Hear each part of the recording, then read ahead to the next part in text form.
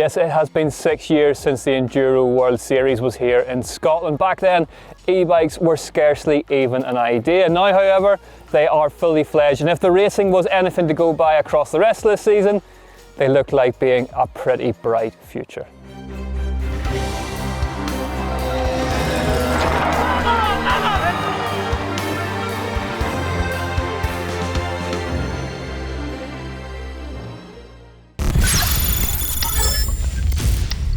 This course has been a hotly debated topic here in the Tweed Valley as to the location of those all-important EWS-E power stages and where they're going to be. Let's check out the course now for the Vittoria EWS-E Tweed Valley.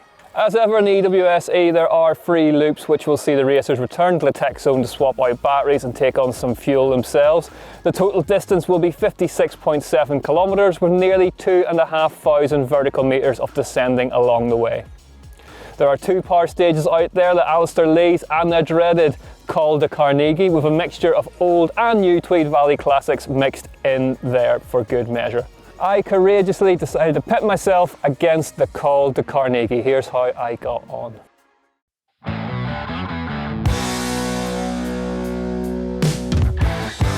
Here is then the final power stage of the year and the final power stage of the Vittoria EWS-E Tweed Valley, the Col de Carnegie, a fearsome little punch up what is one of the most famous downhill tracks in Innerleith. And some history has been made on the bottom of these slopes, and there's probably not going to be much more of it made this afternoon, but we'll give it a go, see how we get on.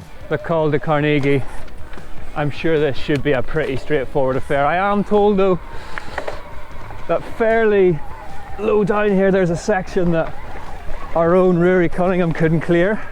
This bit is going to be tough. Let's see how far we get. Whoa. Nah, I honestly don't know how you get up there. Standing by the edge, not looking down, 'cause I want you to know. I bravely took the chicken line up there. Whoa. On the route, classic Tweed Valley, if going up instead of down, battling for grip, trying to keep the back wheel hooked up. What? Loose rock now. Oh, up to the stage finish. Woo. Woo. You've no idea how happy I am if that's the last one of this year done. A pretty valiant effort, I think you'll agree. Now let's talk about some people who are a lot better at riding e-bikes than I am. Let's talk about the riders who are in contention to lock up the championships this weekend. Orbea Fox's Laura Charles leads Tracy Moseley by 180 points. Charles, really the surprise package of 2021. Would look like being her title to lose, but you can never bet against somebody who has won as many championships as Tracy Moseley. She knows the nuances of threading the needle here in the Valley of the Tweed and will be hard to beat. Yeah, you would be very, very foolish to bet against Tracy Moseley, and if she were to pull off this championship win, it would be right up there with her EWS titles. Let's have a look at how things are shaping up in the men's.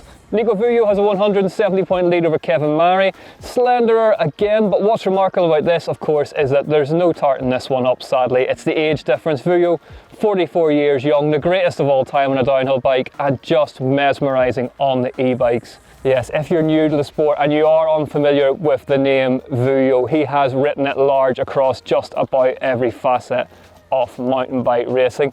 Last week, unfortunately, we gave him a bit of a curse of death. We said that he'd just got a brand new bike custom made for that event.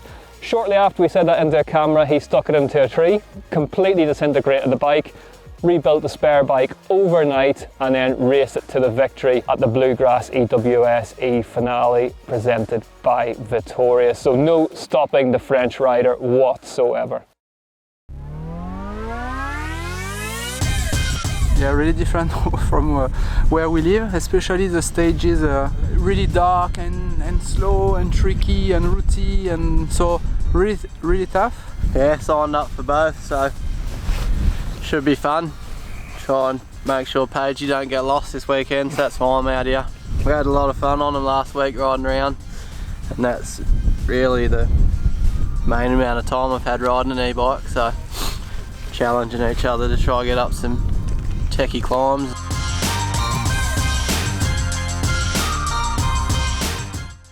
I raced the EWS here when it was acoustics only back in 2015 I think, but this is my first EWS-E. I'm really hoping a touch of local advantage is going to get me through this one. I've decided to sign up for both races, which after not riding a trail bike for a year and a half is maybe a little bit questionable. So you come and ask me day 5 how I'm feeling, I think I'm going to be pretty dead, but it's the last event of the season for me and right in the home valley, so I might as well give it a good go and yeah, get at both events and see how we can do.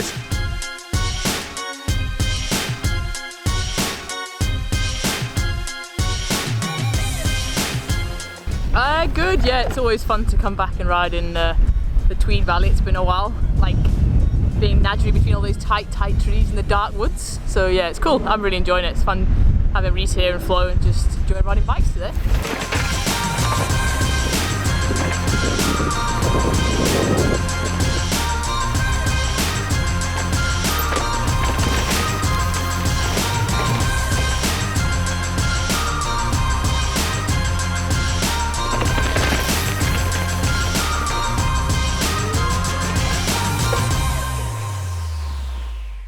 If you were under any illusion that racing e-bikes should be fairly easy, here is what Giant Factory Racing's Josh Carlson had to say after that last round in Italy. He'd crunched some numbers for us.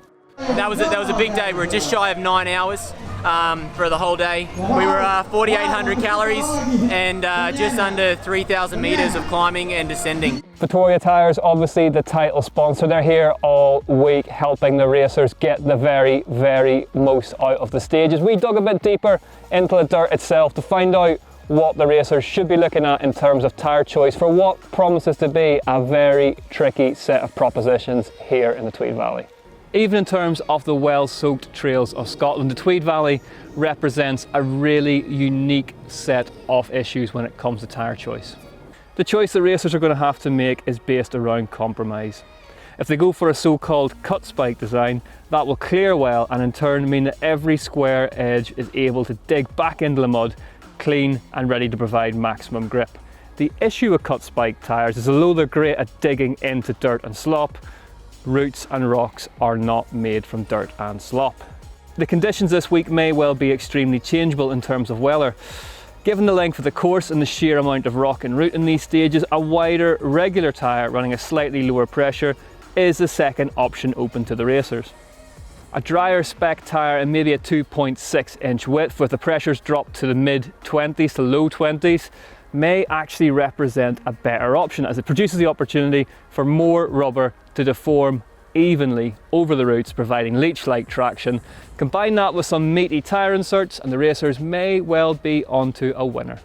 So a full festival of events planned here at the Vittoria EWS-E Tweed Valley. It's going on all week. There's everything from kids skills coaching to Danny McCaskill and the drop and roll tour. If you fancy coming along, checking it out for yourself, head to tweedvalley.enduroworldseries.com for all the ways that you can get involved and help you to get the maximum out of spectating here at our 2 races this week.